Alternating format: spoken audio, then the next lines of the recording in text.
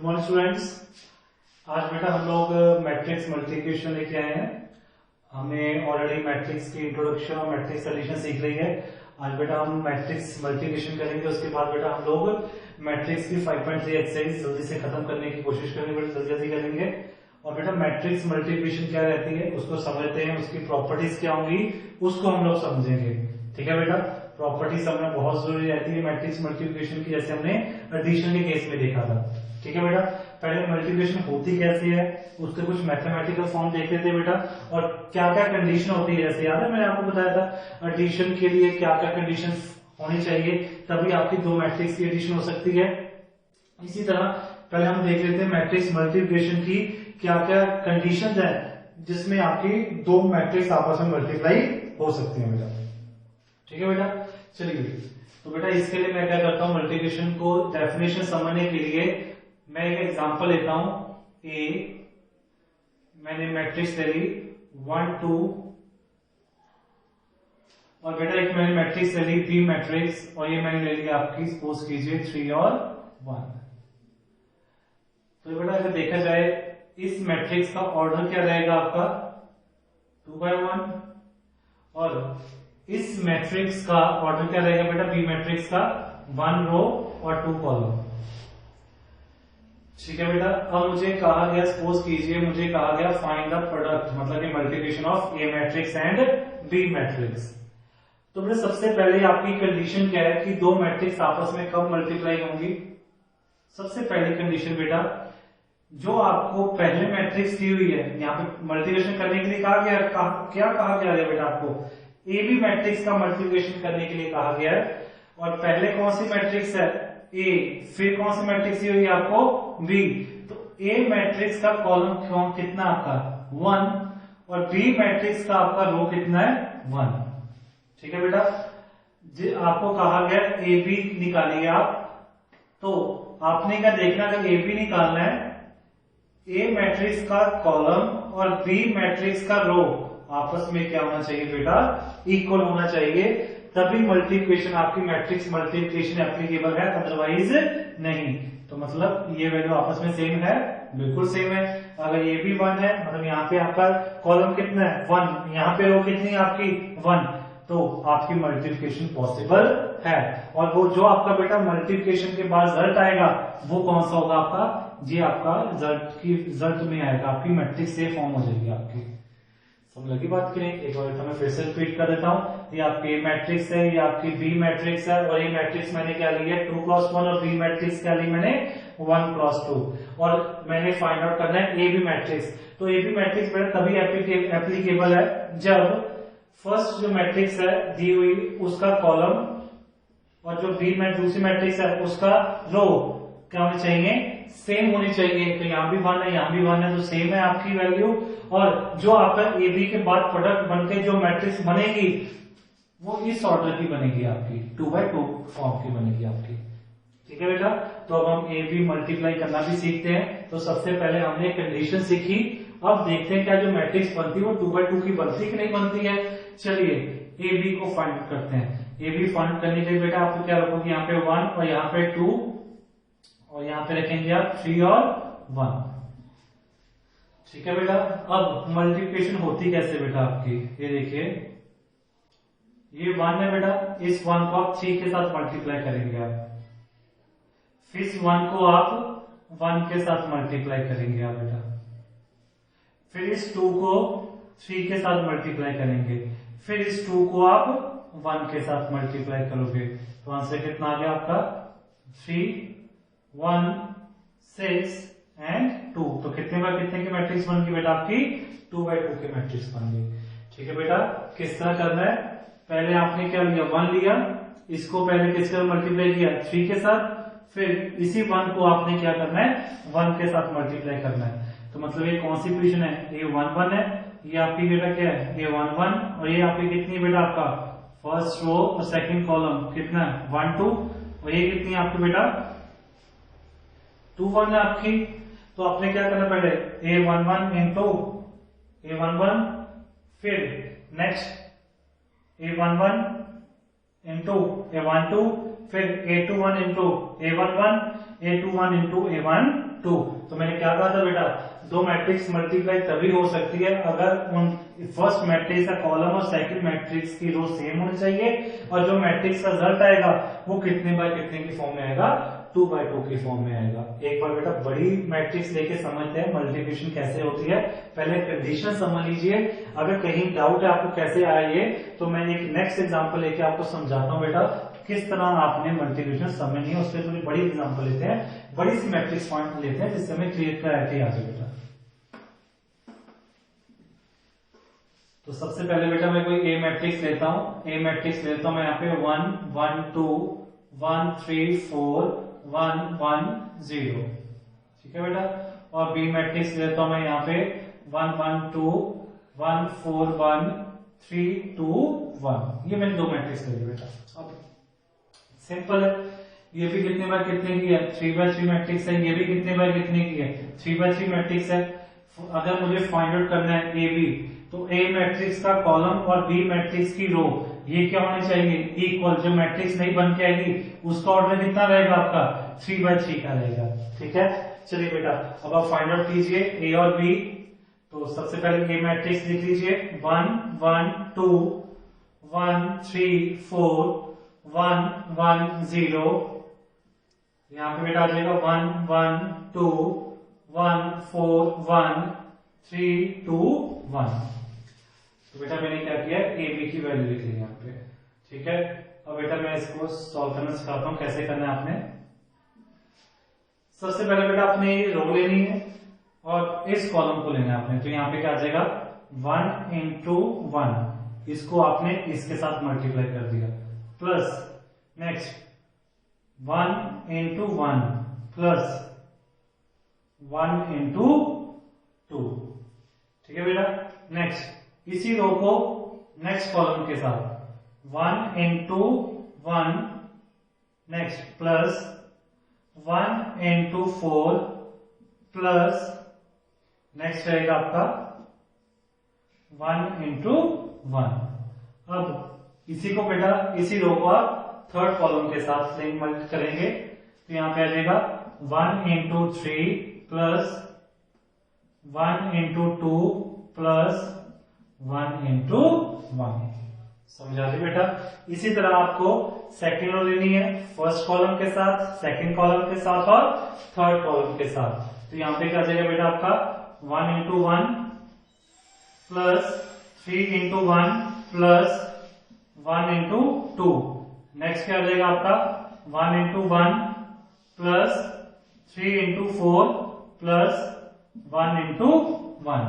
Next आपका 1 into 3 plus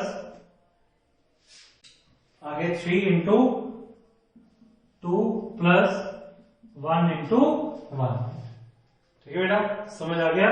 अब next करके देखिए आपको ये समझ आ रहा है कि नहीं आ रहा है। नेक्स्ट करके देखिए,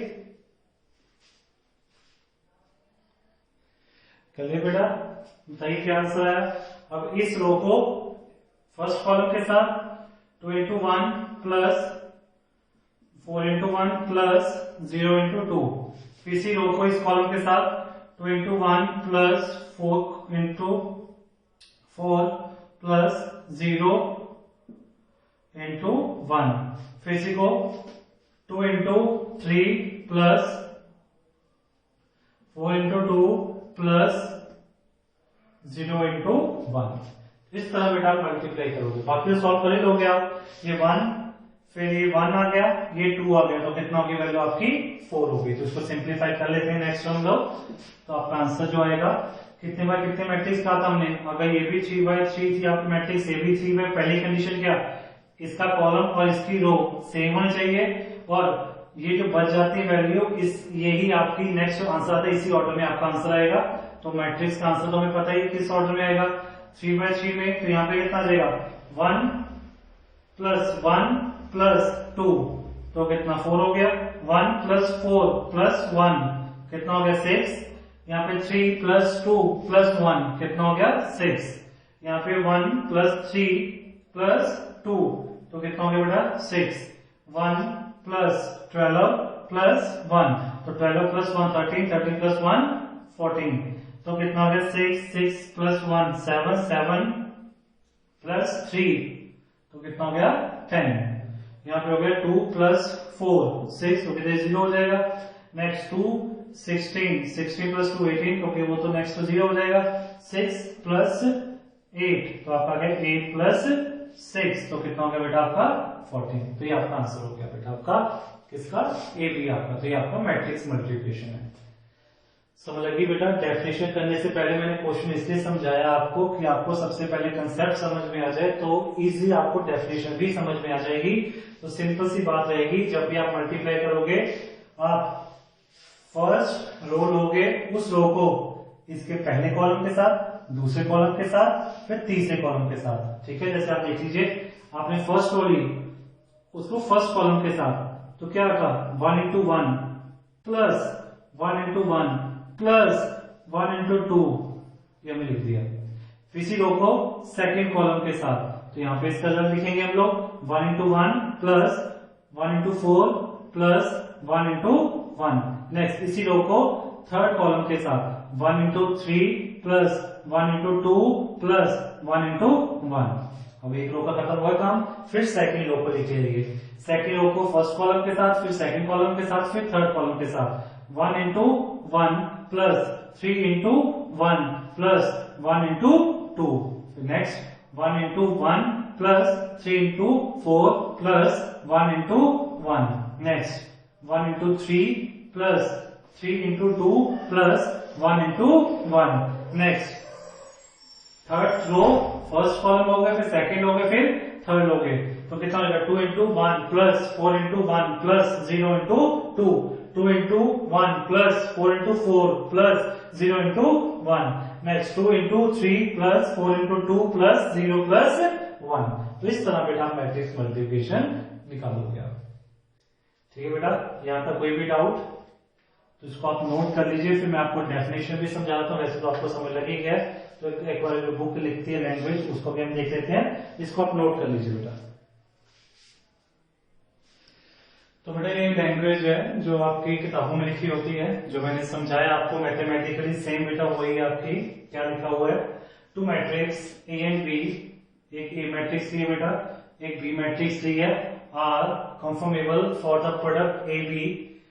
कब हम प्रोडक्ट कर सकते हैं, जब number of rows of A matrix number of columns in A matrix. ठीक है, तो यहाँ पे कितने बाय कितने मैट्रिक्स है बेटा, ये 3x3 मैट्रिक्स है, ये कितनी आपकी 3x2 मैट्रिक्स है। तो क्या कहा गया बेटा ने, कहता अगर आपको ए बी फाइंड आउट करना है तो आप क्या करोगे, नंबर ऑफ कॉलम देखोगे किस मैट्रिक्स का, ए मैट्रिक्स का।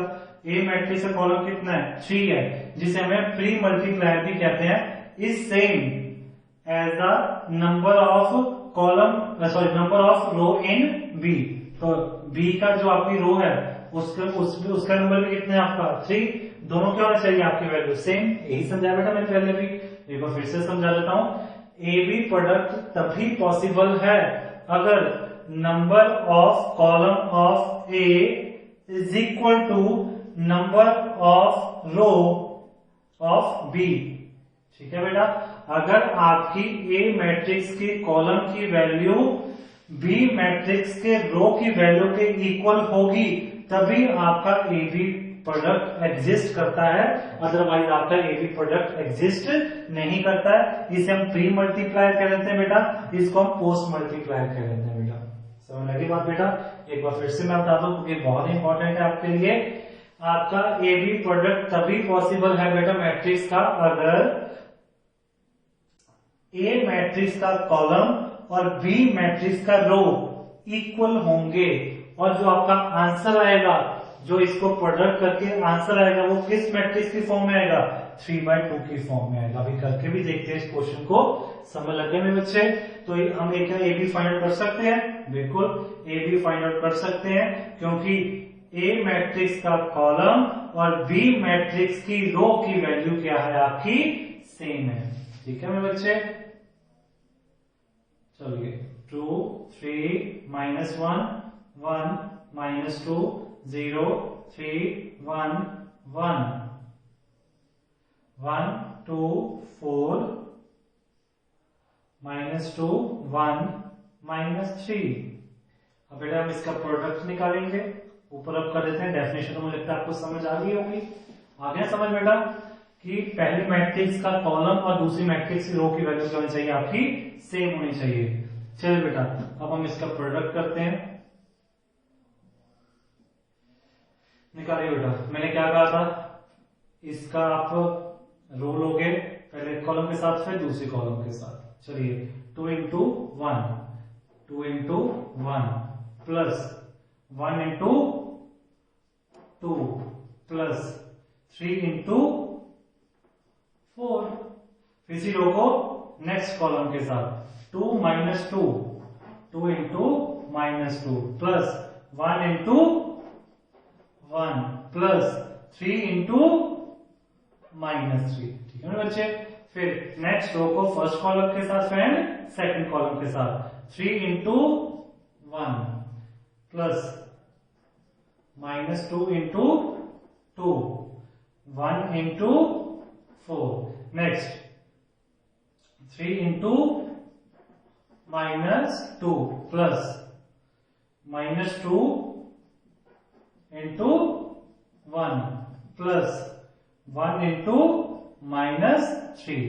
नेक्स्ट बेटा -1 थर्ड रो को फर्स्ट कॉलम और सेकंड कॉलम के साथ -1 into 1 plus 0 into 2 plus 1 into 4।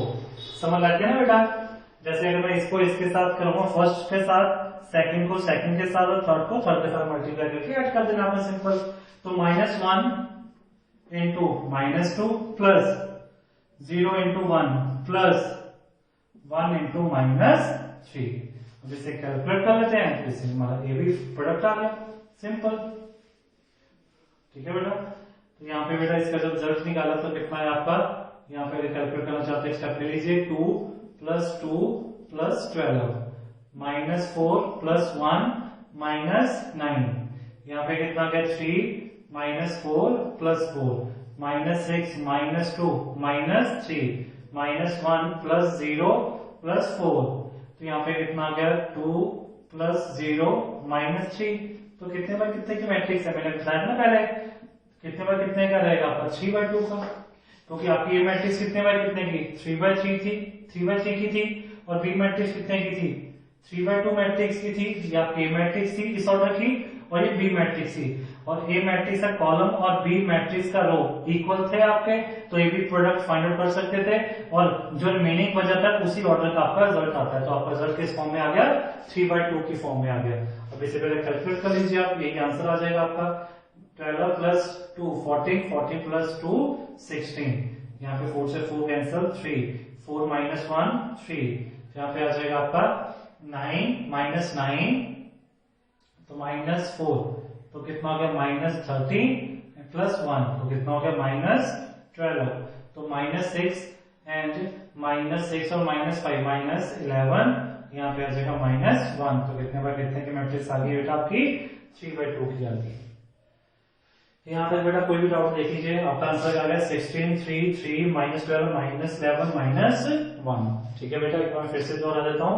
अगर आपके पास ए बी दो मैट्रिक्स हैं, अगर उनका प्रोडक्ट देखना चाहते हो, निकालना चाहते हो, तो आपका जो अगर ए बी निकालना चाहते हो तो पहले मैट्रिक्स का कॉलम और दूसरे मैट्रिक्स की रो सेम होनी चाहिए। जो आपका आंसर आएगा वो किसमें आएगा, जो रिमेनिंग होगा आपका, मतलब ए मैट्रिक्स का रो और बी मैट्रिक्स कॉलम के फॉर्म में आपका आंसर आ जाएगा।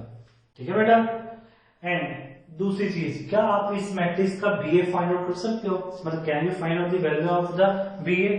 क्या ए बी तो हमने फाइंड आउट कर लिया, क्या इसी मैट्रिक्स के लिए आप बीए फाइंड आउट कर सकते हो। अब बीए कितने ऑर्डर की है बेटा 3/2 ऑर्डर की है, और ए कितने बाय कितने ऑर्डर की है 3/3 ऑर्डर की है।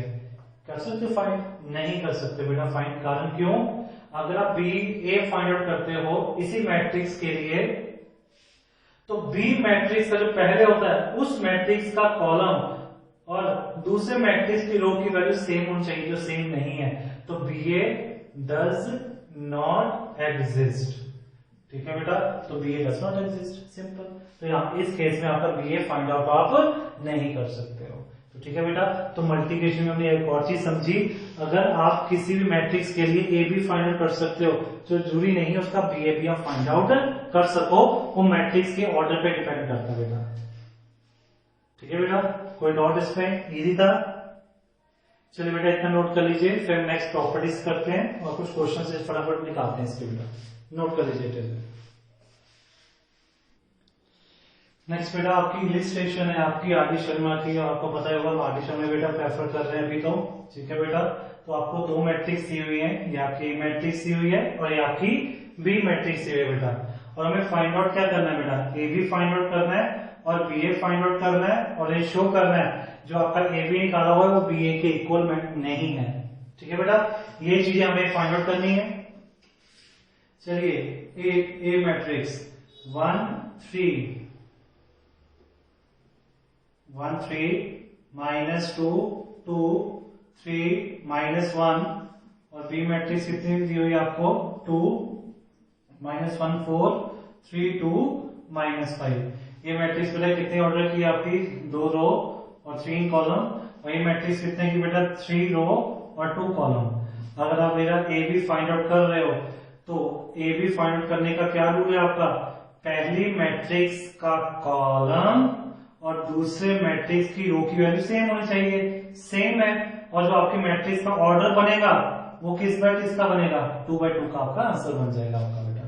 ठीक है बेटा, चलिए तो ये भी फाइंड आउट करिए, ये आपकी 1 ये 3 ये -2 ये 2 ये 3 ये -1 ये 2 ये -1 ये 4 ये 2 ये -5।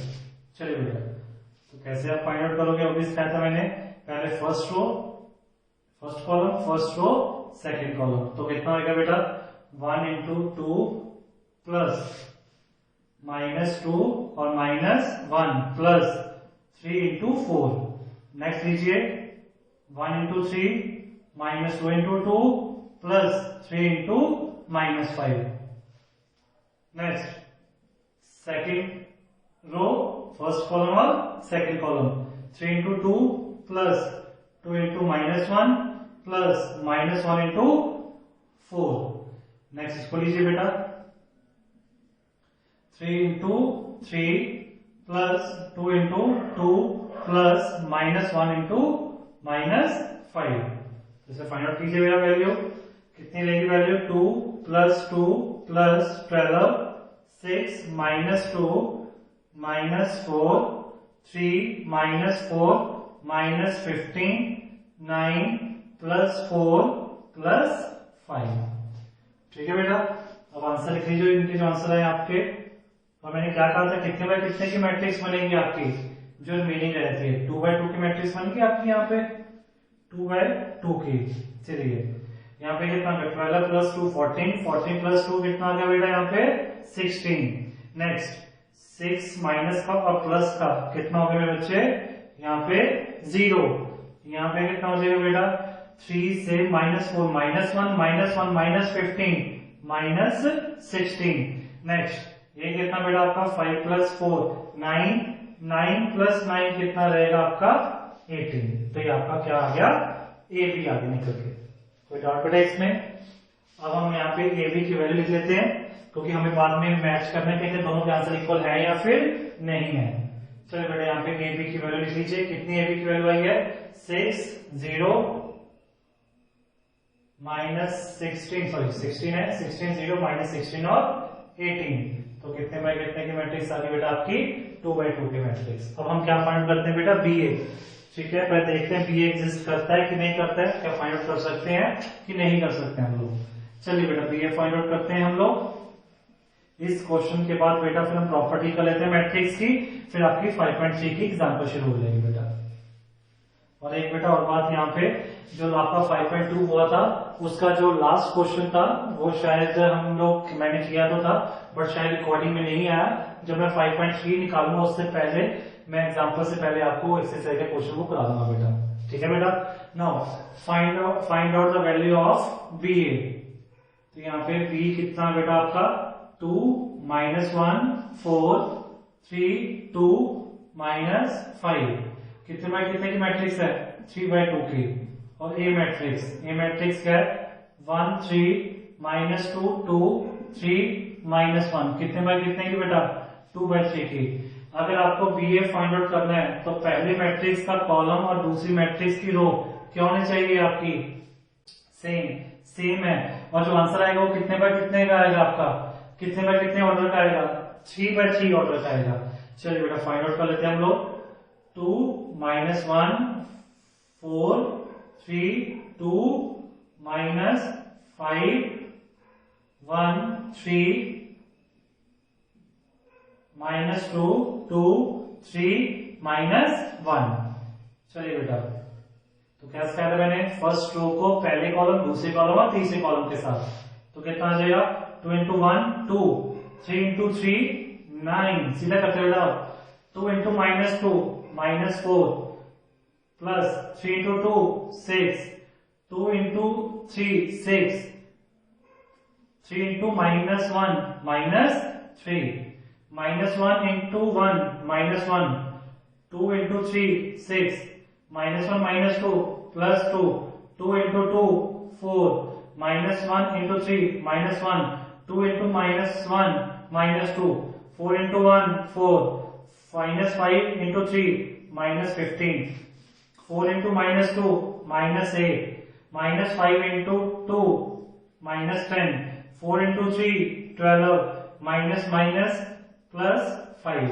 अब इसको बेटा कैलकुलेट कर लेते हैं हम लोग, कितना आ गया यहाँ पे 9 + 2 11 6 - 4 2 6 - 3 3 -6 -1 5 2 आपका 2 4 + 2 6 -3 -2 -5 4 - 15 -11 -8 -10 -18 एंड 12 + 5 17। और कितने बाय कितने की मैट्रिक्स बन गई आपकी 3/3 मैट्रिक्स बन गई। तो आपने देख लिया बेटा ए बी और आपका बी ए इक्वल नहीं है, और हमने यहाँ पे ए बी और बी ए फाइंड आउट कर लिया है। तो ए बी कितना है आपका 16 -16 08, और आपका बी ए कितना आया 11 2 3 5 6 -5 -11 -8 और 17। तो आपका यहाँ पे बेटा ए बी निकला है, यहाँ आपका बी ए निकला है, और यहाँ पे आपको दोनों के आंसर देखिए पता भी लग रहा होगा A B is not equal to B A. तो बेटा यहाँ पे एक और प्रूफ हो गया। हमने जब एडिशन किया था, मल्टीपल एडिशन किया था, वहां पर हमने कहा था जो आपके मल्टीपल एडिशन क्या होते हैं कम्यूटेटिव होते हैं, तो मल्टीप्लिकेशन कम्यूटेटिव नहीं है। इस एग्जांपल से भी समझ आ रहा है आपका कम्यूटेटिव का मतलब क्या था, अभी हम समझते हैं, इसे नोट कर लीजिए। तो इसी एग्जांपल के थ्रू हमारी एक पहली चीज प्रूफ हो गई है कि आपकी मैट्रिक्स मल्टीप्लिकेशन कम्यूटेटिव नहीं है। ठीक है बेटा, कम्यूटेटिव का मतलब क्या होता है, एडिशन में क्या कहा था आपने कि अगर आप a + b निकालोगे तो b + a का आंसर क्या रहेगा आपका सेम। मैट्रिक्स मल्टीप्लिकेशन में क्या रहेगा आपका, ये एडिशन में था, मल्टीप्लिकेशन में क्या है, अगर एडिशन की तो वहां पे क्या कर लीजिए मल्टीप्लिकेशन, तो यहाँ पे एडिशन वहां पे क्या कर लीजिए मल्टीप्लिकेशन। बट हमने यहाँ पे देखा इनके आंसर इक्वल नहीं है। इस एग्जांपल से जरूरी नहीं कि सभी के आंसर इक्वल नहीं होंगे, कुछ मैट्रिक्स ऐसे हो सकते हैं जिनके आंसर इक्वल हो, बट हमें तो सबके चाहिए ना। तो इस करके आपकी मैट्रिक्स मल्टीप्लिकेशन कम्यूटेटिव लॉ को फॉलो नहीं करती, but matrix addition commutative law को फॉलो करती है। ठीक है बेटा, चलिए इसे नोट कर लीजिए। हम पहली प्रॉपर्टी निकालते हैं, पर फटाफट इसको जल्दी से नोट कर लीजिए बेटा।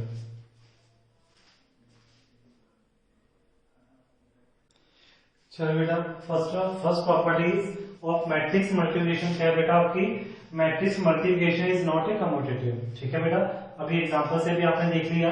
अगर आपने ए मैट्रिक्स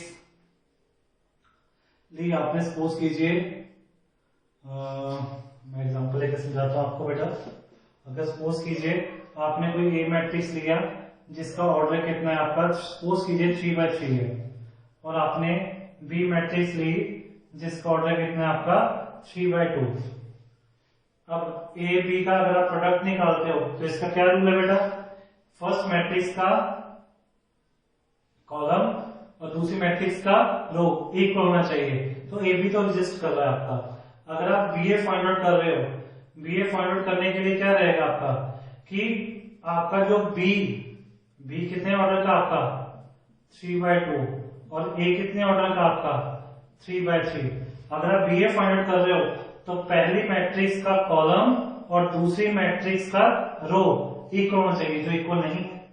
तो आपने यहां से क्या देखे, क्वेश्चन हमने पहले भी किया था जिसमें आपका ए बी तो एग्जिस्ट कर रहा था बट बी एग्जिस्ट नहीं कर रहा था बेटा। तो सिंपल है, ए बी निकाल सकते हो, बी ए नहीं निकाल सकते हो। यहां से भी क्या पता लग रहा है आपको, A B is not equal to B A. तो आपका मैट्रिक्स मल्टीप्लिकेशन कॉम्यूटेटिव प्रॉपर्टी को फॉलो नहीं करता। दूसरा बेटा, अभी हमने पिछली एग्जांपल भी देखी है जहां पे ए बी भी एग्जिस्ट कर रहा है और बी ए भी एग्जिस्ट कर रहा है but A B is not equal to B A था। तो इस तरह आपकी मैट्रिक्स प्रॉपर्टी कॉम्यूटेटिव लॉ को फॉलो नहीं करती है बेटा। ठीक है बेटा, इसको नोट कर लीजिए। फिर हम नेक्स्ट एसोसिएट प्रॉपर्टी करते हैं।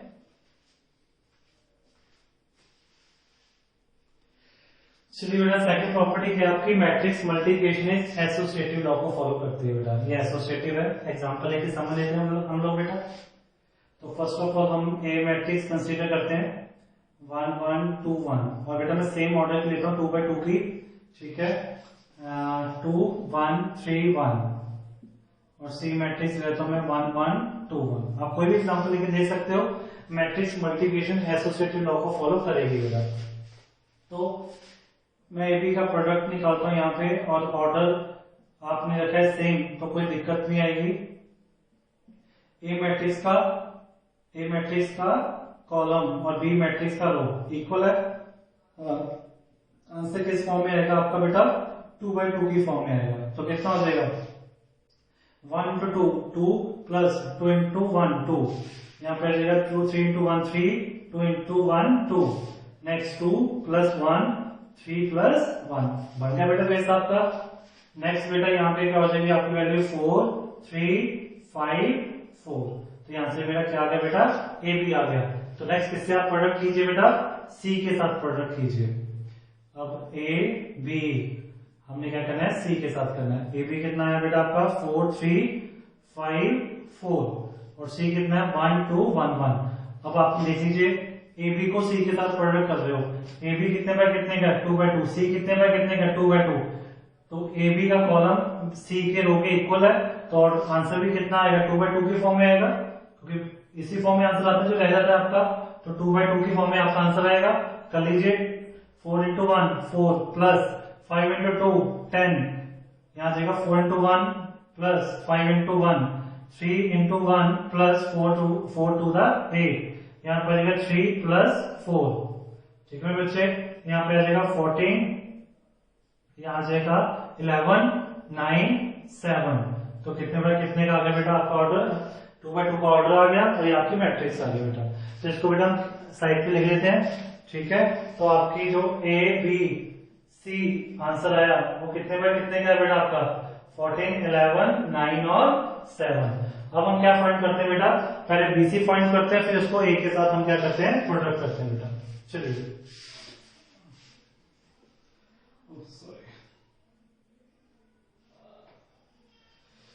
हमने यहाँ पे ए लिया था, हम यहाँ से देख लेते हैं 1 into 2 2 into 1 3 into 3 का बेटा। यहाँ पे हमने लिया था 1 लिया था, तभी यहाँ पे 1 आया और यहाँ पे 2 आ गया और नेक्स्ट आपका 2 plus 1। ठीक है, 3 plus 1। ठीक है, 1 और 1 इधर हो गया था। चलिए बेटा,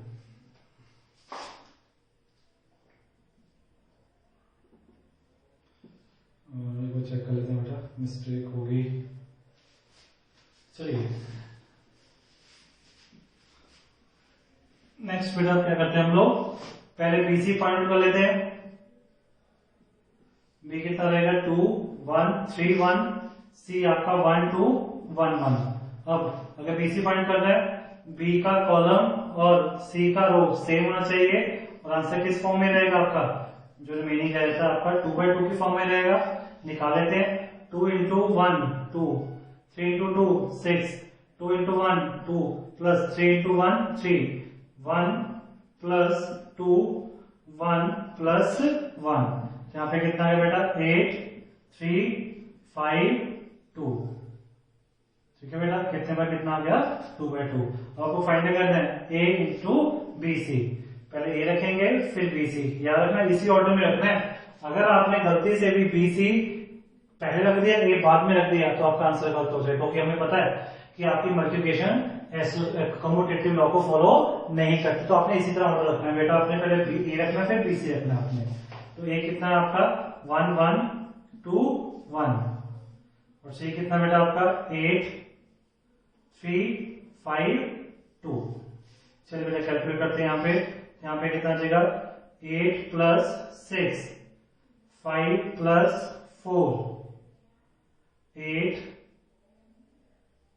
प्लस 3 यहां जाएगा आपका 5 प्लस 2 तो कितना आ गया बेटा 8 प्लस 6 कितना 14 5 प्लस 4 9 यहाँ पे 11 और ये आपका 7 2/2।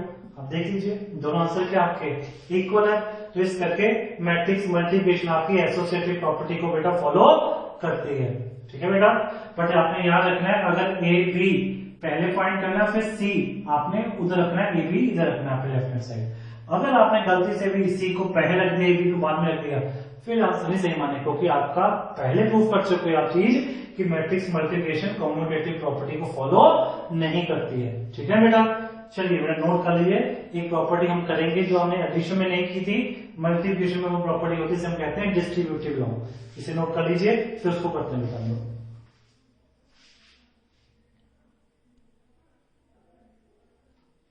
नेक्स्ट बेटा आपका क्या है third property, matrix multiplication is a distributive over a matrix addition. अब इसका मतलब क्या है बेटा, डिस्ट्रीब्यूट का मतलब क्या है, ओवर द मैट्रिक्स एडिशन का मतलब क्या है बेटा। देखिए फॉर एग्जांपल अगर मैं बेटा देखूं ए मल्टीप्लाई बी प्लस सी, तो इसका मतलब क्या है, आप क्या करोगे A multiply B plus A multiply C. इसको हम क्या कहते हैं बेटा, डिस्ट्रीब्यूटिव कहते हैं बेटा। कि मैट्रिक्स जो मल्टीप्लिकेशन है आपने क्या किया यहाँ पे मैट्रिक्स की मल्टीप्लिकेशन की है, ए और बी प्लस सी जो हमने एक्सपोज कीजिए बी प्लस सी को आप एक मैट्रिक्स मान लीजिए जो आपका आंसर है Z आ गया। तो क्या किया आपने मैट्रिक्स मल्टीप्लिकेशन या डिस्ट्रीब्यूटिव है किसके ओवर है, मैट्रिक्स एडिशन के। मैट्रिक्स एडिशन आपने जब मैट्रिक्स एडिशन की उसके ओवर आपका कहीं ना कहीं क्या मल्टीप्लिकेशन आपका एग्जिस्ट करता है। और भी कोई फॉर्म में हो सकता है, बिल्कुल ऐसे भी तो हो सकता है ए प्लस बी पहले कर लीजिए एडिशन और वो डिस्ट्रीब्यूट किसके लिए रखेगा, वो सी के लिए। तो matrix multiplication distributive over the matrix addition A plus B, यहाँ पे क्या हो जाएगा आपका ए सी प्लस बी सी।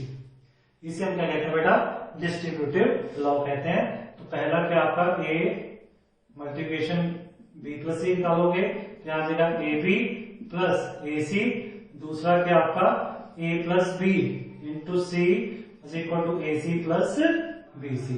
तो याद रखना बीसी का सी भी लिखोगे तो आंसर गलत आएगा आपका, क्योंकि commutative property follow matrix multiplication नहीं करता। अब इस चीज को बेटा एक क्वेश्चन लेकर प्रूफ कर देते हैं कि ऐसा पॉसिबल है भी या फिर नहीं है। इसको नोट कर लीजिए फिर बेटा हम क्वेश्चन करते हैं इसके रिगार्डिंग। चलिए बेटा नोट कर लिया आपने, अब इसको बेटा प्रूफ करते हैं हम लोग। एक ये मैट्रिक्स लेते हैं यहाँ पे 1 1 2 1, बी मैट्रिक्स लेते हैं 1 2 1 1, सॉरी सेम ले लीजिए यहाँ पे 2 रख लीजिए, और सी मैट्रिक्स आपने ली 1 3 1 2। अब आपने सबसे पहले क्या करना है बेटा, बी प्लस सी करना है, और बी प्लस सी का क्या रहता है एडिशन की कंडीशन क्या होती है, ऑर्डर सेम होना चाहिए, ऑर्डर दोनों मैट्रिक्स सेम है। तो बी प्लस कर लीजिए क्या आ जाएगा 1 + 1 2 3 + 2 5 2 1 + 1 2 2 + 2 4। अब आपको क्या करना है बेटा, A multiply B plus C, A matrix कितने की 1 और 1 1 2 1 और ये कितनी है 2 2 5 4। मल्टीप्लिकेशन का क्या रहता है आपका कि आपका कंडीशन रहता है आपका यहाँ पे बेटा कि फर्स्ट का मैट्रिक्स का कॉलम और सेकंड मैट्रिक्स की रो इक्वल चाहिए, इक्वल ही है। यहाँ पे कितना हो जाएगा 2 + 4, समझ आ रहा है बेटा आपका। नेक्स्ट कैसा रहेगा आपका 1 × 5 + 4 2 8, यहाँ पे रहेगा 2 + 2 5 + 4, यहाँ पे कितना रहेगा 6 4, यहाँ पे रहेगा आपका 13 और यहाँ पे कितना रहेगा बेटा आपका 9। ठीक है बेटा, कोई डाउट इसमें। अब हम क्या करते हैं, ए बी फाइंड करते हैं, ए सी फाइंड करते हैं और उसको हम क्या करेंगे, ऐड करेंगे और किसके इक्वल आना चाहिए आंसर, वो इसके इक्वल आंसर आना चाहिए बेटा। तो हम ए बी फाइंड करते हैं, यहाँ पे ए बी कितना है 1 1 2 1 और बी कितना है 1 1 2 1। अब इसका कॉलम इसके रो के इक्वल है बेटा, तो कितना आ जाएगा 1 प्लस 2 2 प्लस 2 1 प्लस 1 2 प्लस 1, तो कितना आ जाएगा 3 2 4 3। अब फाइंड करते हैं बेटा ए सी 1 1 2 1, सी कितना 1 1 3 2। यहाँ पे कितना आ जाएगा बेटा 1 प्लस 2 3 प्लस 4, यहाँ आ जाएगा 1 प्लस 1 3 प्लस 2। यहाँ पे कितनी वैल्यू आ जाएगी बेटा, यहाँ पे 3 7 2 5। अब हमें दोनों क्या करना है, ऐड करना है, तो कितना आ जाएगा ए बी प्लस ए सी, कितना हो जाएगा आपका, एडिशन कैरी का ऑर्डर सेम होना चाहिए, ऑर्डर सेम है 2 by 2 2 by 2 है, 3 प्लस 3 6 7 और यहाँ पे 4 आ गया। यहाँ पे थोड़ा सा चेंज आ रहा है, देखते हैं हमारी गलती मिस्टेक कहाँ पे है। हमने ओके बड़ी अच्छी मिस्टेक की बेटा, हमने बी में यहाँ पे कितना था 2 था, चलिए कोई बात नहीं।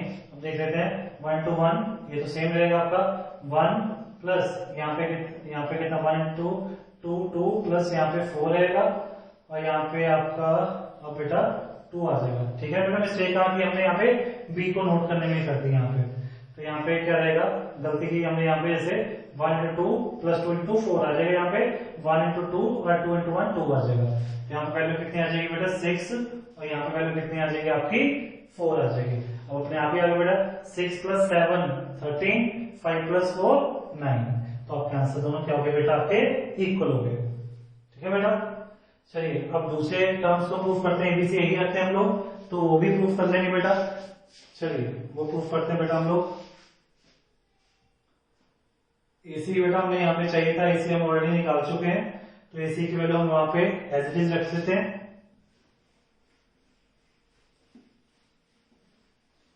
तो यहाँ पे आपने क्या किया, सबसे पहले a प्लस बी किया बेटा, ऑर्डर सेम है, एडिशन कर सकते हो 2 4 2 3 2 4 2 और 3, और a प्लस बी को किसके साथ मल्टीप्लाई करना बेटा आपको, c के साथ।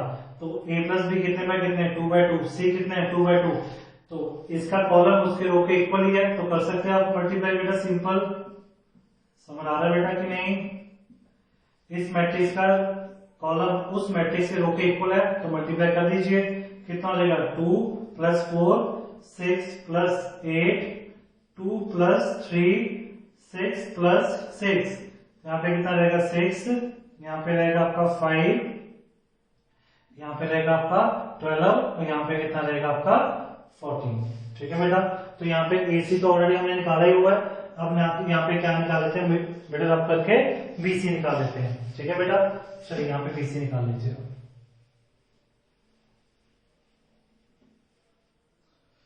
फिर हम उस टर्म को ऐड वहीं पे कर देंगे। यहाँ पे बेटा हम बीसी फाइंड कर लेते हैं, यहाँ पे बी और सी, बी कितना आपका 1 1 2 और 2, सी कितना है 1 1 3 और 2, यहाँ पे कितना हो जाएगा बेटा 1 प्लस 2 3 प्लस 4 1 प्लस 2 3 प्लस 4, तो आ जाएगा 3 3 7 और 7। ठीक है बेटा, अब यहाँ पे कितना हो जाएगा आपका 3 प्लस 3 6, हमें करना क्या है, ऐड करना है एसी और बीसी को। यहाँ पे एसी प्लस बीसी को आएगा 3 प्लस 3 6 7 प्लस 7 14 2 प्लस 3 5 7 प्लस 5 12। ठीक है बेटा, तो यहां से क्या प्रूफ हुआ आपका कि left hand side equal to right hand side, तो हमारे दोनों फॉर्मूले बेटा यहाँ से विद द क्वेश्चन हमने प्रूफ कर लिया बेटा। ठीक है बेटा, तो सिंपल सी बात याद रखना, matrix multiplication is distribute, multiplication distribute होगी किसके ओवर, मैट्रिक्स एडिशन के ओवर। तो यहाँ पे भी यही है, मैट्रिक्स मल्टीप्लिकेशन डिस्ट्रीब्यूट होगी ओवर मैट्रिक्स एडिशन के। ठीक है बेटा, नोट कर लीजिए, फिर नेक्स्ट प्रॉपर्टी करते हैं हम लोग। चलो बेटा, नेक्स्ट आपकी प्रॉपर्टी क्या है, किसी भी आइडेंटिटी मैट्रिक्स को अगर आप ए से मल्टीप्लाई करोगे आपका आंसर यही आएगा, अगर आप ए को आइडेंटिटी मैट्रिक्स से मल्टीप्लाई करोगे आंसर आपका ए ही आएगा। तो इसके लिए बेटा हम लोग सबसे पहले क्या करते हैं, एक आइडेंटिटी मैट्रिक्स लेते हैं। आइडेंटिटी मैट्रिक्स पता है क्या होती है आपको, हमने स्टार्टिंग में की थी ज्वाइंट मैट्रिक्स 1 0 0 1 2x2 की फॉर्म में लेते हैं, और ये मैट्रिक्स भी 2x2 की फॉर्म में लेते हैं। ठीक है, चलिए इस बार चेंज करते थोड़ा सा, इस बार हम 2x3 की फॉर्म में लेते हैं। तो यहाँ पे आ जाएगा 1 4 1 2 1 3। ठीक है बेटा, 2 रो और 3 कॉलम। अगर आपको बेटा आई कितने बाय कितने का आपका यहाँ पे 2x2 और ए कितने बाय 2x3 का, अगर आपको आई ए निकालना है तो आई कितना 1 0 0 1, ए कितना 1 4 1 2 1 3, ये 2x2 का है और ये 2x2 का। मल्टीप्लिकेशन पॉसिबल है, बिल्कुल है। फर्स्ट मैट्रिक्स का कॉलम और सेकंड मैट्रिक्स की रो इक्वल है आपकी। ठीक है, और जो आपका आंसर आएगा वो किस फॉर्म में आएगा 2/3 की फॉर्म में आ जाएगा।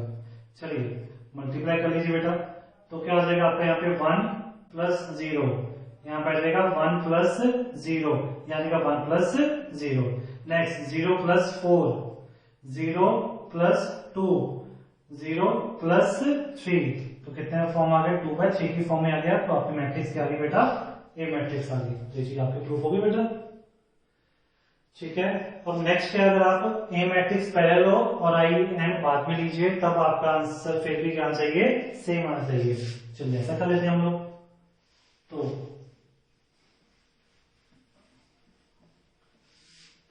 यहाँ पे बेटा अगर मैं ए को पहले लूं 1 4 1 2 1 3 2/3 और आई को रखूं यहाँ में, मैंने फाइंड आउट करना है, ये फाइंड आउट करना है यहाँ पे। तो आई कितना है आपका 1 0 0 1 2/2। तो यहाँ पे तो मैचिंग नहीं हो रहा, तो मल्टीप्लिकेशन तो पॉसिबल ही नहीं है। पहले मुझे मल्टीप्लिकेशन पॉसिबल करानी पड़ेगी यहाँ पे। तो इसके लिए मैं क्या करता हूँ बेटा, तो इसके लिए मैं यहाँ पे भी चेंज करना पड़ेगा मुझे, यहाँ पे भी ऑर्डर बेटा। तो मुझे अगर ये 3/3 मैट्रिक्स है तो ये भी 3/3 बनानी पड़ेगी। तो आइडेंटिटी मैट्रिक्स में 3/3 पता ही मुझे ये होती है। ठीक है, डायगोनल एलिमेंट्स होते हैं, वैल्यू क्या रहती है डायगोनल एलिमेंट्स की 1 1 होती है, उसे हम क्या कहते हैं आपकी आइडेंटिटी मैट्रिक्स या फिर यूनिट मैट्रिक्स। अब आंसर किस फॉर्म में आएगा आपका, आपने क्या कर दिया बेटा, इस मैट्रिक्स का कॉलम उस मैट्रिक्स से होके इक्वल कर दिया, और ऑर्डर आएगा आपका 2/3 की फॉर्म में। तो कर लीजिए आप, यहाँ पे क्या जाएगा 1 plus 0 plus 0, next 0 plus 1 plus 0, next 0 plus 0 plus 1, 4 plus 0 plus 0, 0 plus 2 plus 0, next 0 plus 0 plus 3। तो ये भी क्या आ गया आपका, ये आ गया बेटा आपका। ठीक है, तो इसी करके बेटा मैंने यहाँ पे m रखा और यहाँ पे n रखा था, सेम नहीं रखा यहाँ पे। कारण क्यों, अगर आप i और a रखते हो तो आपने ऑर्डर क्या रखना पड़ा आपको, यहाँ पे 2/2 की फॉर्म में रखना पड़ा आपको बेटा। और अगर आपको ai रखना पड़ा तो i को क्या रखना पड़ा आपको 3/3। तो मतलब यहाँ पे जो i का ऑर्डर रहेगा और यहाँ पे i का ऑर्डर रहेगा वो सेम ही रहेगा, बट आंसर आपका क्या रहेगा, हमेशा क्या रहेगा आपका a रहेगा। वो मैंने मैथमेटिकल आपको प्रूफ करके दिखा दिया। ठीक है बेटा, फिर से बताता हूँ, अगर आप i इंटू ए निकालते हो तब आपको ऑर्डर कितना लेना पड़ा 2/2, a इंटू आई तो आपको ऑर्डर कितना लेना पड़ा 3/3। तो सिंपल सा मतलब जब i a करते हो तो कुछ और ऑर्डर होता है, ai करते हो तो कुछ और ऑर्डर होता है, ऑर्डर सेम नहीं, इसलिए यहाँ पे m हुआ यहाँ पे n हुआ, पर आंसर किसके इक्वल है, दोनों का ही एक इक्वल आ गया बेटा। ठीक है, तो ये हमारी एक प्रॉपर्टी और होगी आपकी बेटा। कई बुक्स में आर डी शर्मा में इसे थ्योरम की तरह भी लिया हुआ है, या फिर थ्योरम में भी या प्रॉपर्टी की तरह भी इसको हम यूज करते हैं। ठीक है बेटा, नोट कर लीजिए, फिर लास्ट हम थ्योरम या प्रॉपर्टी करते हैं बेटा। नेक्स्ट बेटा, fifth property, if A is A m by n matrix and null matrix दी आपने हो तो क्या रखोगे बेटा, अगर आप कभी भी ए मैट्रिक्स m by n की है और आपने नल मैट्रिक्स क्या रखी है n by p, क्यों, अगर आप मल्टीप्लाई करोगे ए मैट्रिक्स का कॉलम नल मैट्रिक्स के रो के इक्वल होना चाहिए, और आपका जो मैट्रिक्स बनेगी वो किस बाय किस की बनेगी, m क्रॉस p की बन जाएगी, और आंसर क्या बनेगा आपका नल मैट्रिक्स बनेगा। वैसे भी आपको पता ही है किसी को भी जीरो से मल्टीप्लाई करो जीरो रहेगा, और किसी मैट्रिक्स को भी नल मैट्रिक्स से जीरो के साथ मल्टीप्लाई करोगे तो वो भी क्या रहेगा आपका जीरो। अगर नल मैट्रिक्स आपने ली है P क्रॉस M की, ये मैट्रिक्स क्या रखनी पड़ेगी आपको, MM तो सेम रखना पड़ेगा, क्योंकि फर्स्ट मैट्रिक्स का कॉलम अगर सेकंड मैट्रिक्स रो के इक्वल है तभी मल्टीप्लिकेशन पॉसिबल है, और ऑर्डर क्या रहेगा आपका M क्रॉस N का आ जाएगा बेटा, और इसका भी आंसर क्या बनेगा, नल मैट्रिक्स बनेगा आपका। एक एग्जांपल लेके आप देख सकते हो बेटा, ए मैट्रिक्स आपने ले लिया है 1 2 1 3, और आपने बी मैट्रिक्स ले लिया है नल मैट्रिक्स 0 0। यहाँ पे क्या किया आपने, ए बी फाइंड आउट किया 1 2 1 3 0 0 0 0। फर्स्ट मैट्रिक्स का कॉलम सेकंड मैट्रिक्स के रो के इक्वल है तो मल्टीप्लिकेशन पॉसिबल है। चलिए मल्टीप्लिकेशन कर लीजिए, तो क्या आ जाएगा 0 प्लस 0 0 0 प्लस 0 0 0 प्लस 0 0 0 प्लस 0 0, तो आंसर फिर भी है 0 कितने बाय कितने का, 2/2 का। चाहे आप पहले बी रख लीजिए चाहे आप बाद में बी रख लीजिए, क्योंकि बी आप नल मैट्रिक्स है तो आपका आंसर किसके इक्वल आएगा, ये किसके इक्वल आएगा आंसर आपका, बी के इक्वल आ गया, नल मैट्रिक्स से इक्वल आ गया, सिंपल। तो सिंपल अगर आप किसी मैट्रिक्स को नल मैट्रिक्स से मल्टीप्लाई करोगे तो आपका आंसर आएगा बेटा आपका नल मैट्रिक्स आएगा। ठीक है बेटा, चलिए इसको नोट कर लीजिए बेटा। नेक्स्ट बेटा positive integral power of square matrix, ये आपकी कोई प्रॉपर्टी नहीं है, सिंपल टॉपिक है, छोटे छोटे से दो टॉपिक है, एक पॉलीमर्स का है और एक आपका पॉजिटिव इंटीग्रल पावर का बेटा। तो इसको समझने के बाद बेटा हमारी एग्जांपल बेटा शुरू हो जाएगी 5.3 की। तो बेटा इसको समझते हैं, positive integral power of square matrix. कोई भी एक स्क्वायर मैट्रिक्स है बेटा आपकी, ठीक है, तो सबसे पहले आप क्या लिख सकते हो, a की पावर 1 किसके इक्वल रहेगा आपका, a के इक्वल रहेगा, तो a की पावर n प्लस 1 आप क्या लिख सकते हो बेटा, a की पावर n इंटू a लिख सकते हो आप। बट जो आपका n है वो किसको बिलोंग कर रहा है, आपका नेचुरल नंबर को बिलोंग कर रहा है आपका। कोई भी 1 2 3 4 कुछ भी हो सकता है बेटा आपका। जैसे फॉर एग्जांपल अगर मैं a स्क्वायर कहूं तो उसको मैं कैसे लिख सकता हूं, a इंटू a। अगर मैं a क्यूब लिखूं तो उसको मैं कैसे लिख सकता हूं, a स्क्वायर इंटू a, या ऐसे भी लिख सकता हूं a into a into a, और a क्या आपकी स्क्वायर मैट्रिक्स है। ठीक है बेटा, इसमें कोई डाउट बेटा, सिंपल सी बात है, अगर मैं a4 लिखूं तो a4 को मैं क्या लिख सकता हूं, a क्यूब इंटू a, या फिर a इंटू a, या a इंटू a, या ऐसे भी लिख सकता हूं a into a into a into a, जैसे मर्जी लिख सकते हो आप, क्योंकि एक स्क्वायर मैट्रिक्स है तो आप किसी भी तरह से आप लिख सकते हो इसको बेटा, कोई प्रॉब्लम नहीं बेटा इसमें। तो ये आपका क्या था, positive integral power of square matrix का। और दूसरी चीज बेटा, अगर सपोज कीजिए a इंटू एम, एक स्क्वायर मैट्रिक्स है उसकी पावर कुछ और है, और एक और a है वो भी स्क्वायर मैट्रिक्स है उसकी पावर कुछ n है, तो आप क्या करोगे, बेस इन पावर ऐड कर सकते हो बेटा। जैसे फॉर एग्जांपल अगर a स्क्वायर है और a क्यूब है तो उसको आप क्या लिख सकते हो, a 5 लिख सकते हो, 2 + 3 5 आप लिख सकते हो बेटा। ठीक है बेटा, एक और चीज आपने बेटा रिमेंबर रखनी है, यहाँ पे अगर a की पावर m है तो आप ऐसे भी लिख सकते हो, n बाहर अगर है तो n अंदर है, m को बाहर भी लिख सकते हो। फॉर एग्जांपल कैसे, a की पावर अगर 6 है उसको आप कैसे ब्रेक कर सकते हो, a2 बाहर क्यूब लिख सकते हो, या अंदर क्यूब बाहर क्यूब लिख सकते हो, सिंपल। तो ये आपका क्या था, positive integral power of square matrix. बस ये कुछ आपकी कुछ चंद छोटे से फॉर्मूले, आपको इसको क्या करना बेटा, रिमेंबर रखना है। ठीक है ना बेटा, इसको नोट कर लीजिए। और लास्ट टॉपिक आपकी डेफिनेशन है आपकी पॉलीमर्स की, बस उसके बाद बेटा हम एग्जांपल करेंगे बेटा। नेक्स्ट बेटा मैट्रिक्स पॉलिनोमियल, इस टाइप के बेटा क्वेश्चन आएंगे हमारे, तो उससे ज्यादा वैसे तो वहां पे जाकर क्लियर होगा, बट मैं थोड़ा सा इंट्रोडक्शन दे देता हूँ आपको। यहाँ पे आपको बेटा पॉलिनोमियल किस फॉर्म में रहता है आपको पता ही रहेगा बेटा, आपका किस फॉर्म में होती है उसकी, a नॉट कॉफिशिएंट होता है x की power n plus a1 x की पावर n माइनस 1 प्लस a2 x की power n minus 2 up to यहाँ पे an और x की पावर क्या होता है n माइनस n। तो आप क्या लिख सकते हो पॉलिनोमियल को, a नॉट x की पावर n, a1 x की power n minus 1, a2 x की power n minus 2 up to सॉन a की पावर n, क्योंकि यहाँ पे n तो n कट गया, और x की पावर 0 कितना होता है, किसी की पावर 0 क्या होता है आपका 1 होता है। तो बेटा ये आपकी पॉलिनोमियल होती है, आपने छोटी क्लास में किया होगा, ये आपकी पॉलिनोमियल की इक्वेशन होती है। ठीक है, आपको बेटा क्वेश्चन में पॉलिनोमियल की इक्वेशन दी होगी और साथ में दिया होगा कोई भी एक स्क्वायर मैट्रिक्स दी होगी आपको, किसी भी स्क्वायर मैट्रिक्स कोई भी ऑर्डर अगर सपोज करो n फॉर्म में दिया, तो n फॉर्म का स्क्वायर मैट्रिक्स क्या होता है आपका n बाय n फॉर्म में रहेगी, क्योंकि स्क्वायर मैट्रिक्स का मतलब क्या है, same 2x2 3x3 4x4 square matrix form में दी हुई है। तो आप बेटा उसके लिए क्या फाइंड कर लोगे, जहां भी x है वहां पे आप a लगाओगे, a0 यहाँ पे आ जाएगा a raise to power n plus a1 a raise to power n minus 1 up to यहाँ पे क्या आ जाएगा an आ जाएगा आपका। तो ये आपका, इसे हम कहेंगे बेटा मैट्रिक्स पॉलिनोमियल। ठीक है बेटा, एक क्वेश्चन थोड़ा सा समझा देता मैं आपको। सपोज करो आपको क्वेश्चन में एग्जांपल दिया हुआ है पॉलिनोमियल फॉर्म में x square minus 3x plus 2, यहाँ पे क्वाड्रेटिक इक्वेशन है, और क्वाड्रेटिक इक्वेशन किस फॉर्म में होती है, पॉलिनोमियल फॉर्म में होती है। और आपको कोई स्क्वायर मैट्रिक्स ए दी हुई है, तो आपको क्या फाइंड करना है, तो हमने यहाँ पे ए लगा देना, x देगा ए स्क्वायर माइनस 3a प्लस 2, और 2 के साथ हमेशा आप आई लगाओगे और ऑर्डर वही रखोगे जो यहाँ से मेरे कैलकुलेट होके आएगा। जब क्वेश्चन करेंगे और डाउट तो और समझ आएगा, बस आपने याद रखना, क्योंकि बेटा जब भी मैट्रिक्स एडिशन करते हो आप 2 नहीं, आप कभी भी जैसे यूज करते हो साथ में 1 होता है, 1 को आप क्या ले सकते हो एज ए आइडेंटिटी या यूनिट मैट्रिक्स, उसको हम ले सकते हैं। ठीक है बेटा, तो यहाँ पे क्या आ ए स्क्वायर माइनस 3a 2, यहाँ पे क्या है 1 है, और 1 को हम यहाँ पे क्या लेंगे आइडेंटिटी मैट्रिक्स, और आइडेंटिटी मैट्रिक्स ऑर्डर वही होगा जो आपका ए मैट्रिक्स का यहाँ पे होगा बेटा। ठीक है बेटा, और ये मैट्रिक्स फिर आपको ये फंक्शन क्या कहलाएगा, इज ए मैट्रिक्स पॉलिनोमियल।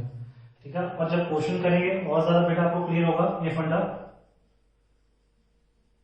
ठीक है बेटा, तो कोई भी डाउट हो मुझे कमेंट में बताइए। किसी भी प्रॉपर्टी में अगर आपको लगता है कि प्रॉपर्टी को जनरल फॉर्म में भी समझना है तो मोस्ट प्रॉब्लम आप कमेंट में बताइए बेटा, उसको फिर हम लोग जनरल फॉर्म में भी समझाएंगे। आज मैंने एग्जांपल ले लेके सारी प्रॉपर्टीज, जैसे हम थ्योरम्स भी कहते हैं, वो समझाया, कुछ मैट्रिक्स पॉलिनोमियल्स आपको समझाए बेटा, पावर को कैसे लिखा जाता है उसको समझाया, स्क्वायर मैट्रिक्स को। ठीक है, और बेटा नेक्स्ट आने वाले वीडियो में हम लोग 5.3 आगे शर्मा की करेंगे, एग्जांपल प्लस एक्सरसाइज। ठीक है बेटा, और वीडियो बेटा देखने के लिए thank you so much. Okay बेटा।